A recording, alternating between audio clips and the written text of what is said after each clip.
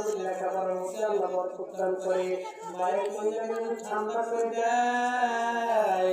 আজকে মা কত কষ্ট করে সন্তানকে মানুষ করে, ছোট মা কত কষ্ট করে, ঠিক মতো খায় না, ঠিক মতো ঘুমাইতে পারে না।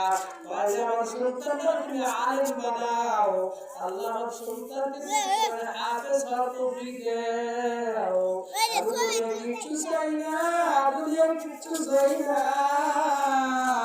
মৃত্যুর সময় যেন মরণের পরে আমার সন্তান আমার জানালাম মানুষটা পড়াইতে পারে। মরণের পরে যেন আমার সন্তান আমার নামাজ জানাজার নামাজের ইমামতি করতে পারে। ও সন্তান রে, মা যাবো ওই দিন যেন তুমি জানাজার নামাজটা পড়াইতে পারে। আমি আশা করি আর কিছু চাই না ভাই, আর কিছু চাই না। আল্লাহ তুমি আমাদেরকে মাফ করে দাও, আমাদের আয়াতের মধ্যে বরকত দান করো আল্লাহ, আমাদের ঈমানের মধ্যে বরকত দান করো।